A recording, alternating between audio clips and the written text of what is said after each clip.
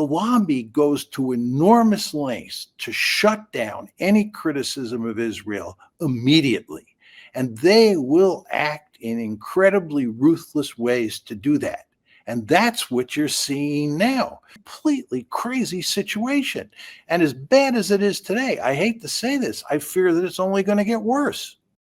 John Mearsheimer just exposed the Israel lobby's immeasurable power over the United States, and in this clip he gets into why that means we can't have a representative republic at all under such circumstances, and how this is affecting the US and the current administration in trying to impede free speech because of the Israel lobby. So let's get into it. Please like the video and subscribe to the channel. Here's President Trump being asked if his attorney general is in a position to prosecute hate speech. And of course, he accuses the questioner of hating him. Pam Bondi's saying she's going to go after hate speech. Is that, I mean, a lot of your allies say hate speech is free speech. We'll probably go after people like you because you treat me so unfairly. It's hate. You have a lot of hate in your heart. Maybe they'll come after ABC. Well, ABC paid me $16 million recently for a form of hate speech, right? Your company paid me $16 million for a form of hate speech. So maybe they'll have to go after you. Well, that's an absurd, patently absurd response. The Attorney General's statement would have flunked the basic course in constitutional law. She eventually walked it back. Then she regenerated it again, saying she was going to prosecute Home Depot or Staples because some kid refused to make copies of a Charlie Kirk memorial flyer, as if somehow that was a crime. Again, this is an example of an executive branch out of control. In this case, it's a Department of Justice totally under the thumb of the president, not independent at all. The DOJ has always been quasi-independent because it must do what the law requires, whether the president wants that or not. Yes, exactly. I mean, this violates freedom of speech. Hate speech is protected. Yes. I think these hateful things that have been said about Charlie Kirk are absolutely horrible, but they're protected. And it's just like, Nazis marching in Skokie when we were younger. Right. It's a hateful thing, but the Constitution is set up to protect that. I remember when I was younger, when I went to West Point, I would see people burning the American flag. That did not warm the cockles of my heart, as you can appreciate. But people are allowed to do that. That's what makes America great. A lot of people don't understand that anymore. Yeah, I totally agree with this. This is the absolute right take, and I noticed that Donald Trump didn't even address that question. He didn't try to answer it, with reason or justify the decision of the Attorney General in any way. For Pam Bondi to sit there and talk about how, hey, there's this hate speech thing, and that's separate and distinct from free speech, as if she wasn't horrendous enough from the Epstein cover-up and trying to impede firearm rights during the Trump administration. That's when Trump came out upon her recommendation and said, hey, I like to take the guns early and then go through due process. If all those things weren't enough, this should be viewed as a resignation letter. And I gotta tell you, man, this idea of policing hate speech is so un-American. It's anti-American to the core, to the extent very little else is. And by the way, this was indistinguishable from the Democrats' campaign pledges that riled the right-wing masses in their support for Trump, opposing what the Democrats were saying about this, about policing disinformation. Here's a clip about that. I'll just play a little bit of it. Some prominent Democrats coming up on the eve of the election, trying to convince the American people this needed to be policed and hate speech needed to be removed. Let's go. I think we need to push back on this. There's no guarantee to free speech on misinformation or hate speech, and especially around our democracy. But I also think there are Americans who are engaged in this kind of propaganda. And whether they should be civilly or even in some cases criminally charged is something that would be a better deterrent. And the bottom line is that you can't say that you have one rule for Facebook and you have a different rule for Twitter. the same rule has to apply, which is that there has to be a responsibility that is placed on these social media sites to understand their power. They are directly speaking to millions and millions of people without any level of oversight or regulation. And that has to stop. But Yeah, and I won't play the John Kerry part and the AOC part, but you get the point. Democrats were saying this. Now Pam Bondi is saying this. It's just a slightly adjusted flavor of the desire to obliterate the First Amendment and to curtail free speech rights, just coming from the red flavor rather than the blue this time. It's totally abhorrent. But the idea that the President of the United States and some of his principal assistants think that freedom of speech is not that important and that they're free to label speech that they don't like as hate speech and then throw people in jail or do whatever is reprehensible. It's the hallmark of a totalitarian regime. If you can legally characterize your adversary's speech as hateful, prosecute and convict and incarcerate on that basis. Absolutely. I mean, this is a threat to liberal democracy. Well, the law is very, very clear. This isn't even a close call. The strongest case law in support of the protection of hate speech is the Westboro Baptist Church, a bunch of fanatics that used to say horrible, horrible things to people about to have abortions. And the one-liner in there says the whole purpose of the First Amendment is to protect the speech we hate, written by the most conservative member of the court, my classmate and former debate partner, Justice Samuel Alito. The United States of America is either a democracy or a republic or a blend of the two, a democratic republic. Do we still have a freely elected government, or is the republic and democracy just a mask for the government that the people can't control? Well, I think that our elections don't add up to very much at all. We don't have much say in who the candidates are.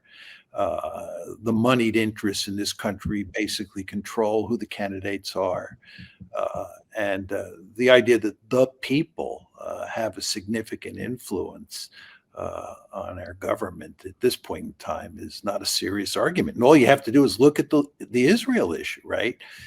If you look at how most Americans think about Israel and think about the Palestinians, more Americans support the Palestinians than they do the Israelis. The number of Americans who think that Israel is committing genocide in Gaza is reported to be close to 50%, and it's well above 50% in the case of the Democratic Party. But if you look at how those two parties and how the government acts, you'd have no idea. Yeah, this is the perfect example. The government routinely does things that the U.S. people, the electorate, don't agree with. Israel's the best example. That's a bipartisan effort in Congress and among the ruling class and bureaucracy to support schemes that Americans want no part of. And he's absolutely right that there's careful orchestration over which candidates are produced by both parties. It isn't exclusive to one, by the way. You know, just some examples. In 2012, Ron Paul made a lot of headway in certain states, including Iowa, but we know that the establishment galvanized together and did whatever they can to change the rules, make his delegates not count for as much, and squander any chance that he was going to get that nomination. In the same case, the Democrats had a small-scale civil war in 2016 when it was Hillary Clinton versus Bernie Sanders, and Bernie Sanders had much more populist support in many regards, but that operation moved against him and prevented him from getting the Democratic nomination. So this is exactly true. The Israel issue exemplifies it, but these dynamics play out because of the powers at the lobby, the lobbies in general. I'm not just talking about the Israel lobby too, but the military-industrial complex and the banks and big tech and big telecom guides the American political system much more than our actual elections do. You can't have representative government if the constituencies are the lobbies and not the individual Americans. But that's exactly what we have. How the people actually think. We just don't have that much influence. certainly on foreign policy, but even on domestic policy. And by the way, this is why a lot of people voted for Donald Trump. Donald Trump promised that he was going to fix this situation. There are a huge number of Americans out there who think the government doesn't represent them. They think the government is run by privileged elites who have boogered the system so that it favors them and it screws people down below. And Trump understood that very well. He has a very good nose, and he went out and appealed to those people. Yeah, he did so as an electoral vehicle. It doesn't seem like he's representing those views or the best of those views in office. It's like my good friend Scott Horton says, the iron law of Horton is that candidates that win the presidency will always abandon all of their best ideas during the campaign and embrace all their worst ones. I think you're seeing that with Trump when it comes to continuing to aid Ukraine, turning a blind eye to the genocide in Gaza, doubling down on support for Netanyahu, covering up the Epstein files, bombing Yemen for a month, drawing the U.S. into a new war with Iran. All these catastrophes, growing government by leaps and bounds, adding $5 trillion to the debt through the big abominable bill, extending the Biden CR, whipping Republicans to do that, and dragging Thomas Massey for having the guts to oppose that on principle and saying, no, we expect you to abide by your promises, your good promises. That's what we have. And said that he was going to change things. Of course, he's not changed things, and we're in real trouble. But there are all sorts of other problems as well. We were just talking about the freedom of speech issue. I mean, is there a more important issue than freedom of speech? The protections against being searched are being violated all the time. Oh, look, the Supreme Court ruled this past week that the police can stop you on the streets and ask you for your papers.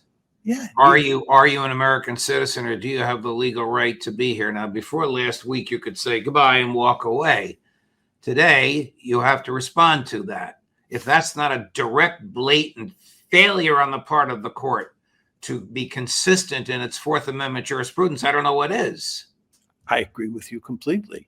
And in other words, we could go down a long list of. Oh, yes, we could. But the point is, American democracy is in danger of collapse, in large measure because of the iron grip that the donor class has on the levers of power in the Congress and the White House. I agree with that. I mean, all you have to do is look at what's happening with regard to universities. Right.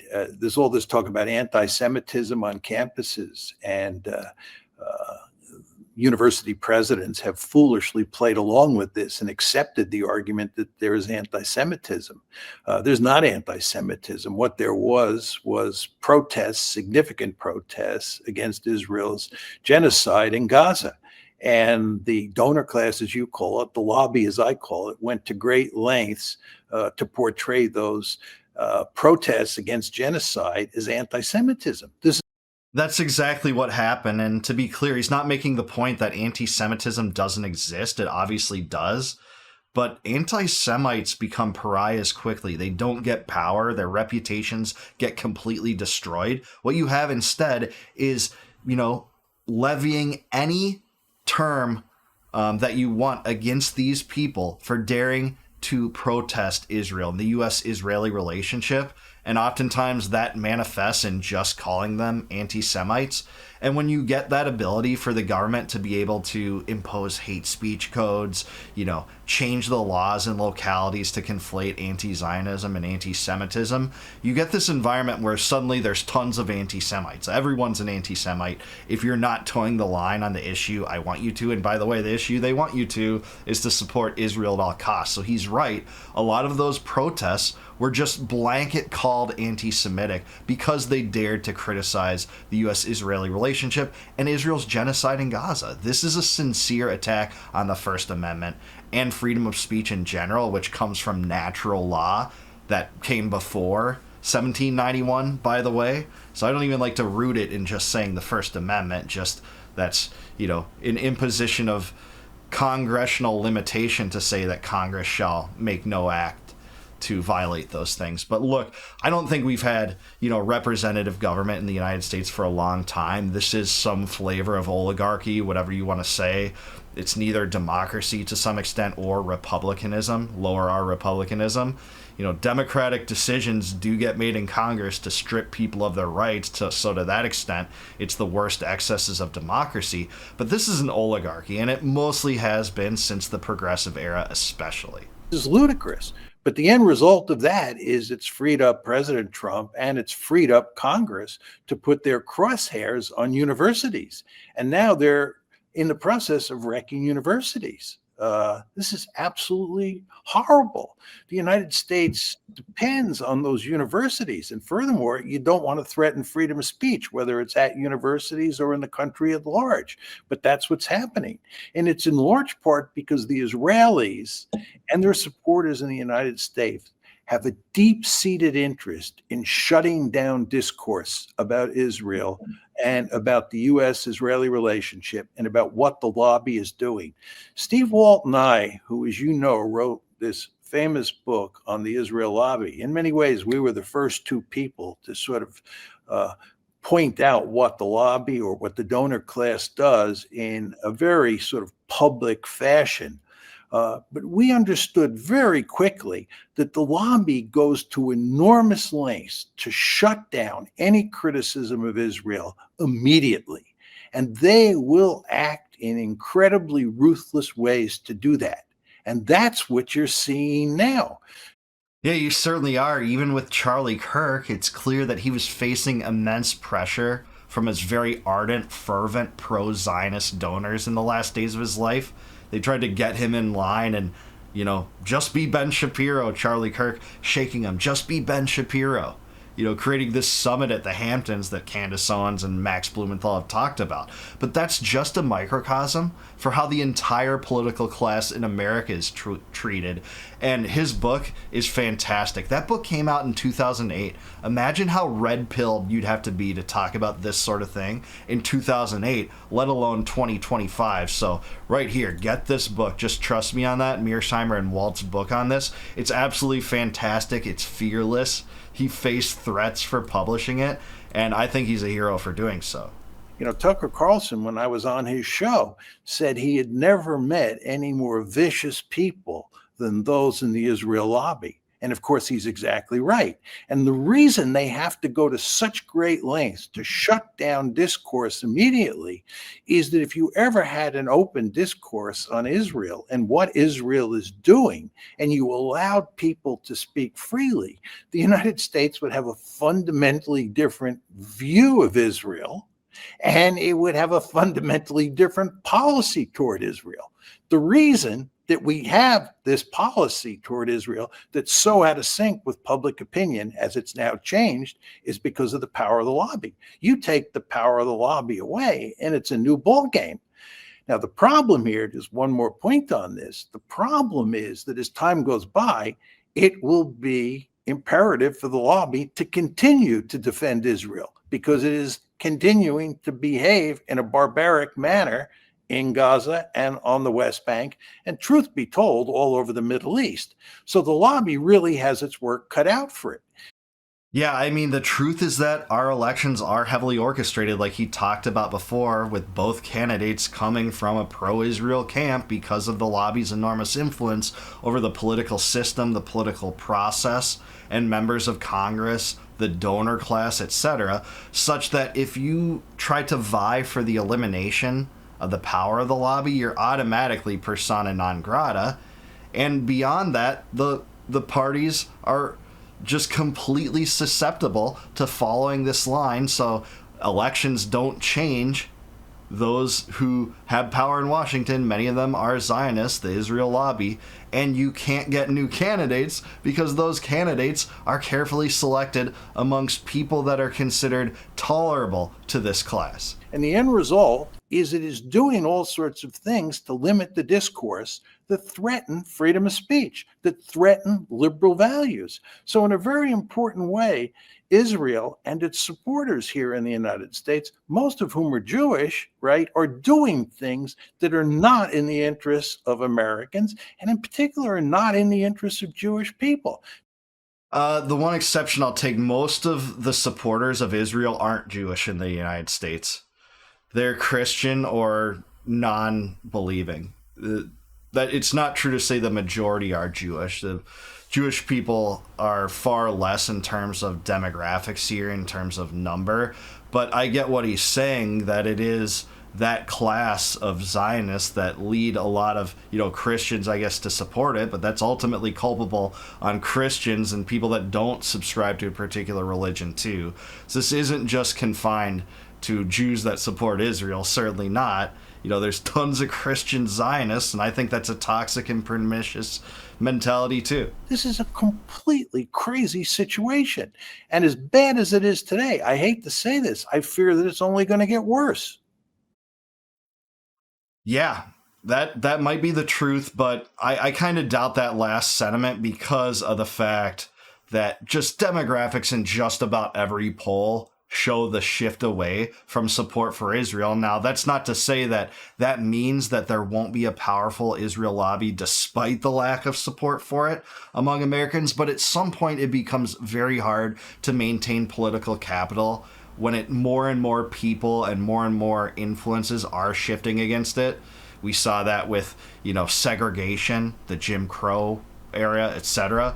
But polls like this, it just shows that the support for Israel is plummeting, especially among younger people and Democrats. This is a recent Brookings Institute poll showing this. Interesting article that came out back in August, showing the mass shift between ages of demographics and how much they support Israel relative to other demographics.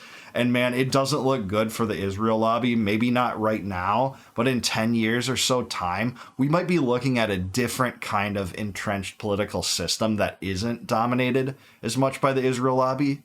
Now, I don't think that would mean that in 2026 or 2028, things will change so immeasurably so that you'll have everyone in AIPAC ousted from any kind of semblance of influence over politicians, or, Israel won't be able to lay claim to the voting patterns of so many people in the legislature. But at the same time, I think that this is a source of hope for those of us that don't want to follow this course, and especially how it spills over into our domestic politics and, the calls for curtailing free speech because it might be offensive to Jewish Americans. It's just so insane to me.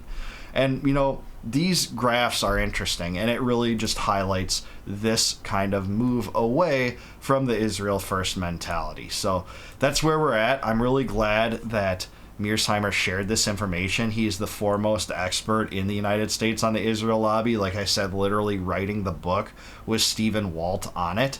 And we just see how there's so many terrible ramifications of this, not only in our foreign policy, but in our domestic policy, because that's the part I think a lot of people don't necessarily connect. They see, this attempt to curtail free speech and police disinformation, but the underlying root causes of those things are often obscured, and they're obscured intentionally by the political establishment and the legacy media, because this is clearly coming from the Israel lobby. Both sides are complicit.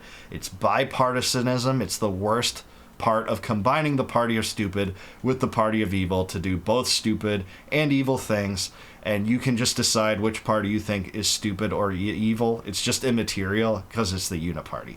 But I do want to hear what you have to say. Let me know down below. Is John Mearsheimer right about this? Are these domestic calls for hate speech, a result of this? What is wrong, most of all, with the Israel first mentality? And do you think the power of the Israel lobby will decline in 10 years? Let me know in the comments down below. Please like the video, subscribe to the channel, also subscribe to Judge Napolitano. Thanks for this awesome interview, and until I see you guys next time, no more war, no more debt, no more inflation, and no more empire. Peace out, guys. Catch you in the next one.